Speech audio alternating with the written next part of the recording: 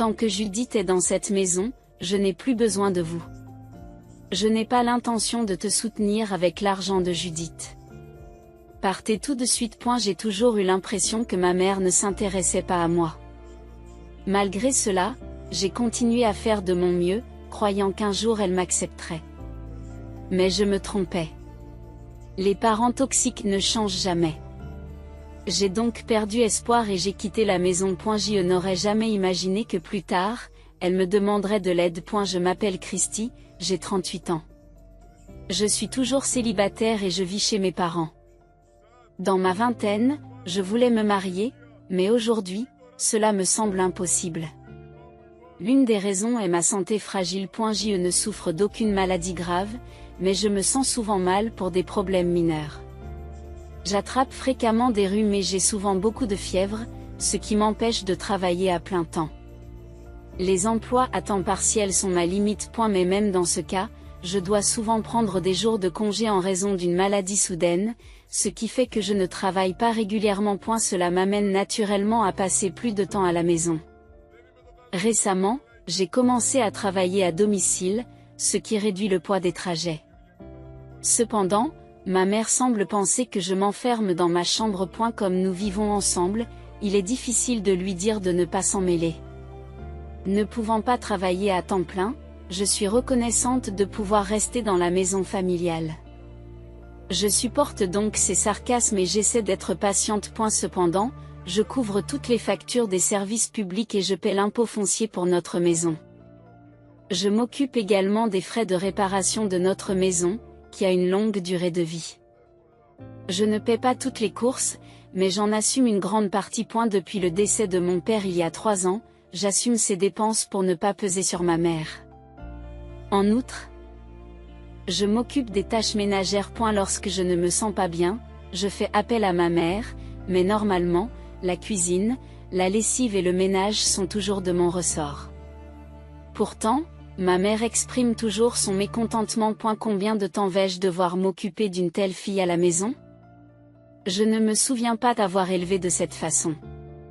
Elle se plaint souvent, déformant son visage en signe de désapprobation. Honnêtement, même maintenant, passé l'âge de 30 ans, je pense que ce doit être un fardeau de vivre encore chez mes parents. Cependant, je couvre la plupart des frais de subsistance et je m'occupe de tout à la maison lorsque je suis en bonne santé. Pourtant, je me demande parfois s'il est vraiment nécessaire qu'elle exprime un tel mécontentement. Je pense que la vie devrait être un peu plus facile pour elle. Mon père ne lui a pas laissé beaucoup d'argent, pratiquement que cette maison. La pension qu'elle a commencé à recevoir à la soixantaine n'est pas très élevée. Pourtant, si elle peut acheter ce qu'elle veut et profiter librement de sa retraite, c'est parce que je la soutiens. Est-ce égoïste de ma part de souhaiter qu'elle comprenne mieux cela? Comment se fait-il que ma Judith bien-aimée ait quitté cette maison, et que vous, qui ne comptez pas, soyez toujours là? J'aimerais que Judith revienne à la maison, disait ma mère à voix haute, en voulant que je l'entende. Judith est ma jeune sœur, de 3 ans ma cadette. Contrairement à moi, elle est en bonne santé, a un beau visage et est douée pour les études. Ma mère est fière de Judith et pense qu'elle peut la montrer à n'importe qui. J'ai toujours été comparée à elle et détestée par ma mère. Pour moi, ma mère était une présence terrible. Les différences dans les vêtements, les repas et même la façon dont elle interagissait avec nous étaient évidentes. Pour ma mère, j'étais comme de l'air alors que Judith était traitée comme sa fille unique. Malgré ces circonstances. Si j'ai pu grandir sans me rebeller, c'est grâce à mon père. Il réprimandait ma mère et me donnait l'affection qu'elle n'avait pas sans mon père. Je ne serais peut-être pas arrivée jusqu'à aujourd'hui. Après son décès, ma mère s'est sentie perdue et a même commencé à dépendre de moi. Malgré ma mauvaise santé, j'ai travaillé dur aux tâches ménagères pour elle.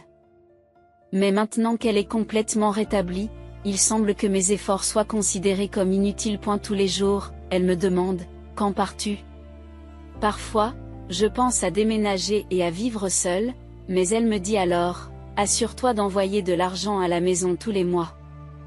Tu dois me rendre l'appareil pour tous les soins que je t'ai prodigués. » En entendant cela, j'ai du mal à décider de vivre seule. Dit-elle, quand tu auras déménagé, tu devras encore venir faire les tâches ménagères. Tu n'es pas marié et tu as beaucoup de temps, cela ne te ferait pas de mal de le faire. Vivre seul tout en envoyant de l'argent au pays et en gérant les tâches ménagères semble impossible. Écouter chaque jour les plaintes de ma mère ne fait qu'aggraver mon état de santé. Pourtant, je ne peux pas me résoudre à la quitter. En fin de compte, je passe chaque jour à souffrir de ces paroles. Un jour, ma sœur, qui était mariée et avait quitté la maison, est venue me rendre visite. Sa fille de 6 ans était avec elle. J'ai pensé qu'elle était juste venue se montrer après une longue période. Mais elle a fait une déclaration choquante. À partir d'aujourd'hui, nous vivrons ici. À partir d'aujourd'hui, que s'est-il passé? Répondant à ma question, elle m'a encore surpris. J'ai divorcé et j'ai déménagé. Quoi? Tu as divorcé? C'est ce que je viens de dire. Pourquoi as-tu divorcé? Le fait de vivre ensemble pose plusieurs problèmes.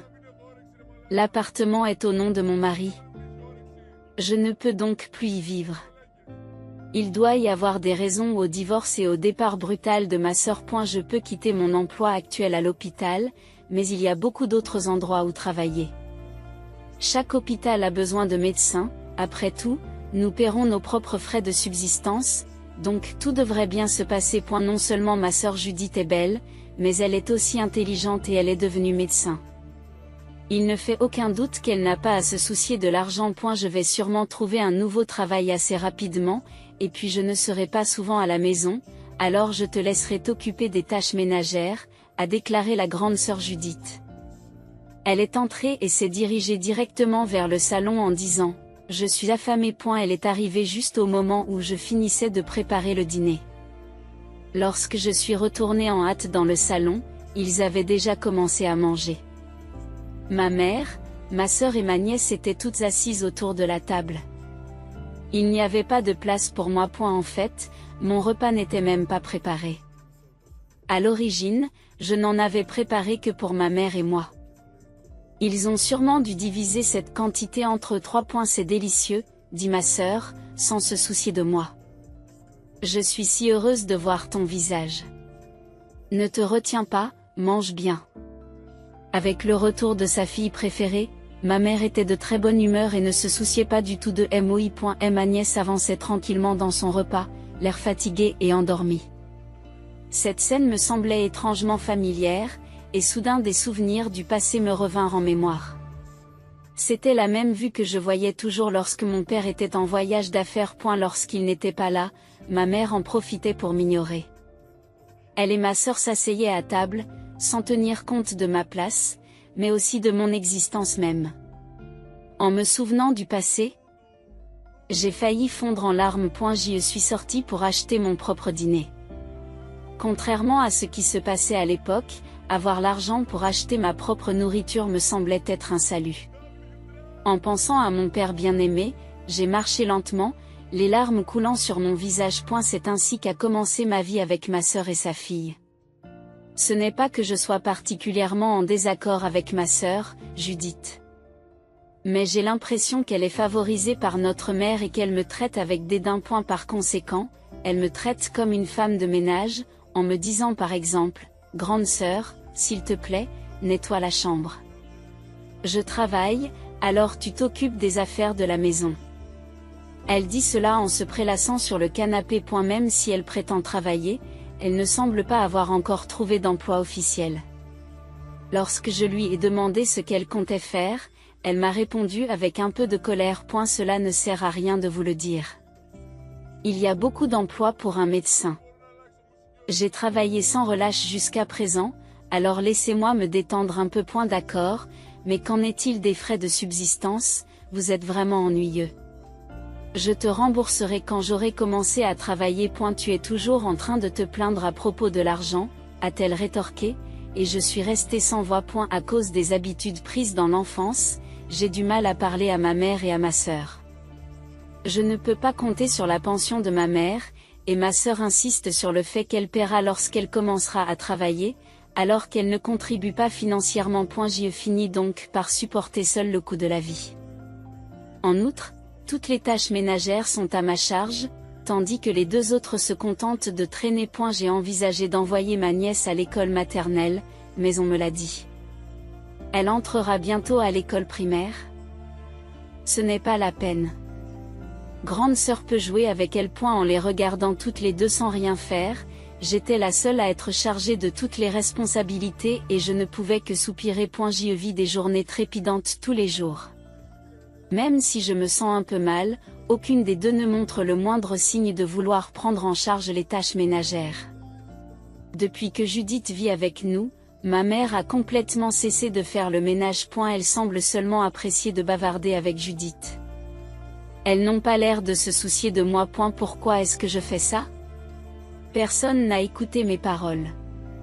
Il n'y avait donc aucun signe de Judith à la recherche d'un emploi. Lorsque j'ai demandé quand elle allait commencer à travailler, ma sœur s'est mise en colère, ce qui m'a empêché de reposer la question. Et la voir dire qu'elle se rendait à un entretien d'embauche et quitter la maison m'a soulagée.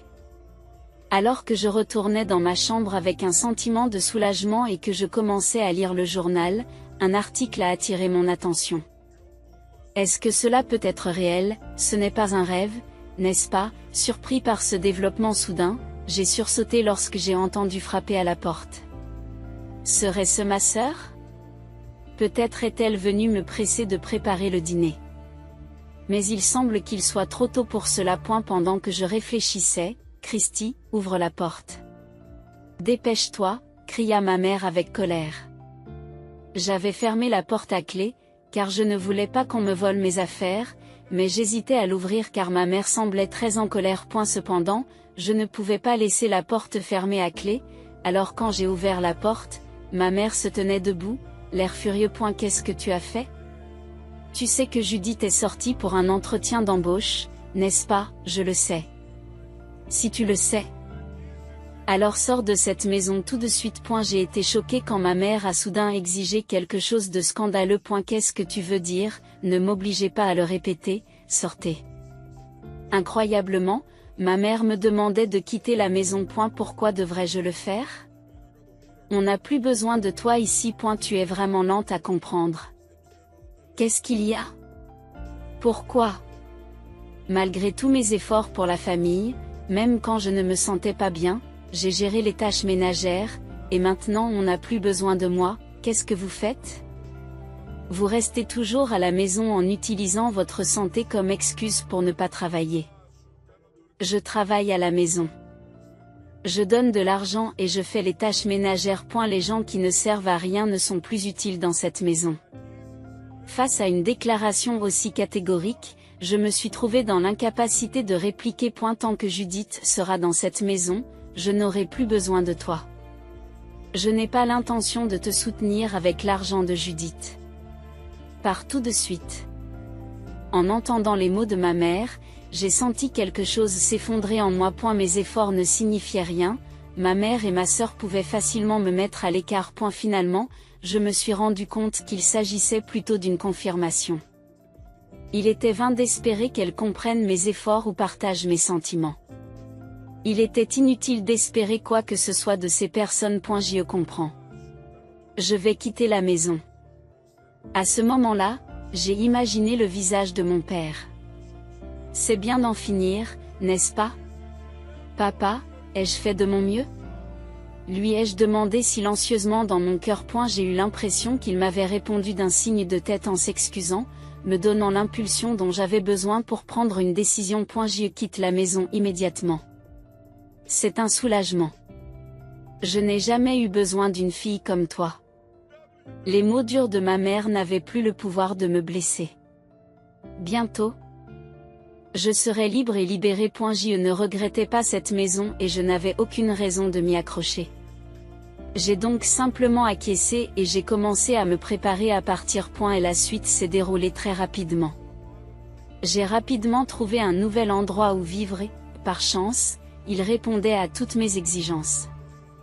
J'ai signé le contrat immédiatement et j'ai pris les dispositions nécessaires pour le déménagement. Enfin, le jour du déménagement est arrivé. Enfin, l'important est parti. Ne reviens jamais, a dit ma mère en riant. Ma sœur a également ri et a dit, Profite de ta pauvre vie de célibataire. Ne t'avise pas de demander de l'argent. Après tout, la famille, c'est comme les étrangers. Je n'avais plus rien à leur dire. Calmement, j'ai dit seulement au revoir et j'ai quitté la maison. Ma nouvelle vie était étonnamment confortable. Le temps passé dans la maison familiale semblait être un rêve lointain et je vivais confortablement, sans aucune difficulté. Je ne tombais presque plus jamais malade. Même s'il m'arrivait encore d'avoir de la fièvre, ma santé était bien meilleure que lorsque j'étais chez mes parents. Alors que je pensais que mes jours paisibles allaient continuer, j'ai reçu un appel de ma mère. Christy, peux-tu m'aider?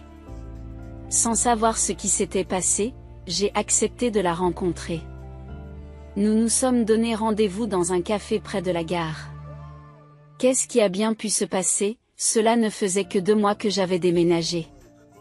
S'était-il passé quelque chose à la maison? Alors que je me dirigeais vers le café, plein d'inquiétude, je me suis rapidement retrouvé devant. En entrant dans le café, j'ai vu que ma mère était déjà assise. Quelle est l'urgence? S'il vous plaît, j'ai besoin de votre aide. Me supplia-t-elle alors que je prenais place. Son visage s'est rapproché avec une expression inquiète. Alors, explique-moi bien. Demandai-je avec un peu de colère. Peut-être surprise par mon assurance. Ma mère s'est soudain mise à pleurer. Judith a été terrible. Je ne peux plus vivre avec elle.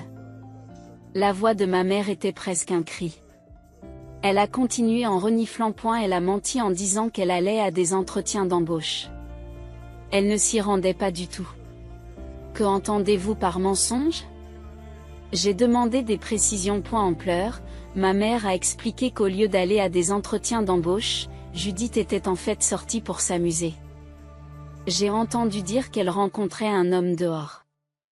Elle s'est exclamée. Quoi? Je suis restée bouche bée. Mais ma mère a continué. Il s'avère qu'elle ne travaillait pas vraiment, même après son mariage. Comment est-ce possible? Elle ne travaillait pas à l'hôpital? C'est sur ce point qu'elle a menti. Elle voyait secrètement un autre homme à l'insu de son mari. Quand il l'a découvert, cela a conduit à leur divorce. Il semble que son ex-mari obtiendra la garde de leur fille là-bas, au milieu des négociations. Est-ce vraiment vrai? C'est choquant, n'est-ce pas? C'était impensable. Je n'avais jamais imaginé que ma sœur n'était pas médecin. Elle ne montre aucun remords à propos du divorce ou de la pension alimentaire qu'elle doit payer. En fait, elle semble s'amuser. N'est-ce pas affreux? C'est terrible. Je trouvais cela incroyable, mais en même temps crédible. Au cours de notre vie commune, j'avais remarqué que Judith avait tendance à éviter les situations gênantes et qu'elle était très fière d'elle. Il était difficile de croire qu'elle avait pu supporter le travail mentalement exigeant d'un médecin. Était-il possible qu'elle n'ait pas travaillé du tout depuis son mariage? Je ne comprends pas comment son ex-mari ne l'a pas remarqué plus tôt. Elle a donc divorcé parce qu'elle a fini par être démasquée. Pensait-elle vraiment qu'elle pouvait utiliser l'argent de son mari aussi librement sans se faire prendre? L'insouciance de Judith me laisse sans voix. Peut-elle même se permettre de payer le règlement du divorce sans argent? Elle dit que puisqu'elle n'a pas d'argent, c'est à moi de payer à sa place. En entendant cela, je n'ai pas pu m'empêcher de rire à gorge déployée. Ma sœur, qui n'a pas l'intention de travailler, essaie de tout mettre sur le dos de notre mère. Ma pension est faible et il ne reste presque plus d'argent de la succession de ton père. C'est impossible de payer. Ma mère se remet à pleurer. Elle ne fait pas non plus de ménage à la maison. Pourquoi? Il semble qu'elle ne l'ait jamais fait auparavant. Son mari ne le savait pas, mais il semble qu'elle ait engagé une bonne en secret. Et puis, la plupart de son argent s'est envolé, et tout est sorti. C'est vraiment drôle. Je n'ai pas pu m'empêcher de rire. Qui est-elle pour parler? Maman, tu as fait la même chose en me faisant faire toutes les tâches ménagères. Ne me mets pas dans le même sac que Judith. Quelle est la différence, je me le demande? Ma mère continue de me surprendre. Qu'est-ce que cela a à voir avec moi? Revenez à la maison, s'il vous plaît. Je ne reviendrai pas. C'est évident. Vous m'abandonnez? As-tu oublié tous les soins que je t'ai prodigués à la maison? Le visage de ma mère devint soudainement rouge, ses émotions s'intensifiant lorsqu'elle entendit mon refus inattendu. C'est pour cela que tu n'es pas attachante. Même si j'ai pris soin de toi en tant que mère, tu es une fille si ingrate. Tout en écoutant silencieusement les paroles de ma mère, j'ai pris un verre sur la table. Tu n'as pas le droit de refuser. Tu dois rentrer à la maison immédiatement, faire les corvées et le ménage. Et n'oublie pas l'argent. Il y a beaucoup à faire, alors au lieu de te plaindre, tu devrais te dépêcher de rentrer et de mettre. Je ne pouvais pas attendre la fin. D'un geste rapide, j'ai aspergé l'eau du verre que je tenais sur l'éclaboussure de ma mère. À cet instant, elle s'est tue. L'environnement devint mortellement silencieux. Seul le bruit de l'eau qui s'égoutte résonne à l'intérieur du café. Le visage de ma mère, choqué et tremblant, était un spectacle à voir. Ah, je suis désolée. Ma main a glissé, ai-je dit. Tout en parlant, j'ai attrapé le verre de ma mère. Un instant. Comme si elle voulait dire attendez, je l'ai de nouveau aspergé. L'eau a frappé directement sa bouche au moment où elle allait parler, la faisant s'étouffer. Tout. Qu'est-ce que tu fais? Tout. Elle a encore glissé. Je m'excuse. Je me suis rapidement excusée auprès du serveur qui s'approchait et j'ai utilisé une serviette que j'avais pour essuyer les parties mouillées. Le serveur a apporté une serpillière et a nettoyé le sol. Après m'être excusée à nouveau, je me suis tournée vers ma mère. Le regard incrédule, je lui ai jeté la serviette que je tenais. Pourquoi ne t'essuies-tu pas? Qu'est-ce que tu fais? Je suis trempée. Je pourrais attraper un rhume à force d'être mouillée. Qu'est-ce que ça peut faire si tu attrapes un rhume? Qu'est-ce que tu viens de dire? Ça suffit.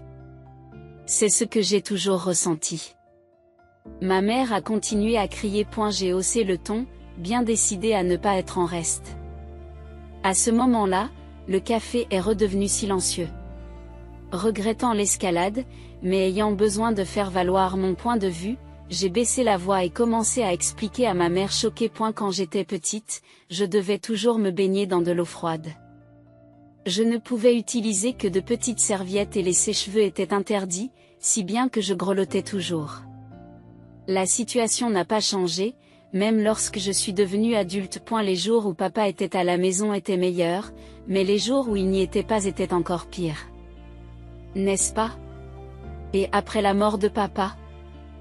Tu sais très bien ce qui s'est passé. Ma mère ne m'avait laissé utiliser que de petites serviettes et ne m'avait jamais laissé toucher au sèche-cheveux. Et il n'est pas étonnant que j'ai toujours été en mauvaise santé. C'est tout à fait vrai. Depuis que je vis seule, je n'ai pas été malade une seule fois. Au début, j'ai pensé que c'était parce que le stress de ma mère et de ma sœur avait disparu, mais j'ai commencé à me rendre compte que ce n'était pas seulement cela. La cause première était ma mère. Qui voudrait retourner dans une maison avec quelqu'un comme vous? J'ai pris soin de toi pendant toutes ces années, il est donc normal que tu écoutes tes parents. Comme je l'ai dit plus tôt, tu n'as pas pris soin de moi du tout. Qu'est-ce que tu veux dire? Contrairement à ce qui s'était passé auparavant, j'ai répondu avec fermeté et ma mère a peu à peu trébuché sur ces mots. Je ne me souviens pas du tout que tu m'aies élevée. C'est papa qui m'a élevée. Sans lui, je ne serais pas ce que je suis aujourd'hui. Ce que tu as fait n'était pas de l'attention. C'était de la maltraitance. Ce n'est pas vrai. Après la mort de papa, j'ai remboursé plus qu'il n'en fallait au cours de ces 3 années. J'ai travaillé dur pour faire les tâches ménagères, même les jours où je me sentais malade. Vous êtes-vous jamais soucié de ma santé? C'est grâce à moi que vous avez pu vivre confortablement, n'est-ce pas? C'est grâce à qui? Grâce à Christy. Donc tu comprends pourquoi j'ai dit que je ne reviendrai pas. Je comprends, mais quand même. La suite de la conversation me paraissait inutile. Je me suis levé discrètement de mon siège. Attendez, nous n'avons pas fini de parler, n'est-ce pas? Vivre seul est difficile. Nous pourrions vivre ensemble, j'ai oublié de le préciser. J'ai coupé court à la tentative de persuasion de ma mère et lui ai montré une photo sur mon téléphone. Qu'est-ce que cette photo veut dire? Regardez bien. C'est un appartement de luxe. Et alors? C'est ma maison. Qu'est-ce que c'est? S'exclame ma mère lorsque je lui révèle ma surprenante vie dans un appartement de luxe. C'est chez toi. Tu ne peux pas avoir l'argent pour ça. En fait, j'ai gagné à la loterie. Qu'est-ce que tu as dit? J'ai toujours pensé que j'avais eu une vie terrible, mais Dieu ne m'a pas abandonné, moi qui vivais honnêtement. Le jour où tu m'as dit de sortir de la maison, le journal du jour contenait les numéros gagnants. C'est à ce moment-là que j'ai vu les numéros dans le journal et que je me suis dit, est-ce que c'est vrai? N'est-ce pas un rêve? Avec cet argent, j'ai pu acheter l'appartement. J'ai encore beaucoup d'argent, mais je l'économise correctement et je gagne ma vie. Je n'ai plus à craindre de tomber malade et je peux maintenant travailler. En si peu de temps. 2 mois suffisent. Et ma mère semblait ne plus savoir où donner de la tête. Alors, s'il vous plaît, ne me contactez plus. Je n'ai aucune intention de vous rencontrer ou de rencontrer Judith à nouveau. Au revoir. Alors que je commençais à partir, ma mère, stupéfaite, s'est empressée de s'accrocher à moi. Attendez, je m'excuse pour tout ce qui s'est passé avant. Ne m'abandonnez pas, s'il vous plaît. En souriant, j'ai répondu à son appel. Judith a dit un jour que la famille n'était en fin de compte que des étrangers. Alors pour moi, tu es maintenant une étrangère. Laissant ces mots derrière moi, je suis sortie du café. Ma mère est restée sans voix, complètement vidée. Quelques jours plus tard, ma mère m'a rappelé pour me demander de vivre avec toi. Mais j'ai immédiatement refusé. Judith m'a également contacté pour me dire, j'ai des problèmes avec maman. Tu devrais t'occuper de la maison et donner de l'argent. J'ai également rejeté sa demande. La famille, ce ne sont que des étrangers, n'est-ce pas? Ai-je dit, et j'ai raccroché le téléphone. J'ai ensuite bloqué les numéros de ma mère et de ma sœur. Plus tard, des proches m'ont appris que Judith était toujours au chômage. Elle n'a plus d'argent pour sortir et reste à la maison. Ma mère, qui ne s'intéresse pas aux tâches ménagères, a rapidement laissé la maison en désordre. Ma nièce a été recueillie par son ex-mari. N'ayant plus d'argent, ma mère n'a pas eu d'autre choix que de vendre la maison. Il s'agit d'une vieille maison de famille, située à la campagne, dont le terrain ne valait pas grand-chose. Ma mère et ma sœur ont emménagé dans un vieil appartement avec le peu d'argent qui leur restait. Il semble que leur argent se soit rapidement volatilisé. Ma mère a mendié de l'argent auprès de sa famille. Finalement, même la famille l'a reniée. Elle mène désormais une vie solitaire et appauvrie avec ma sœur.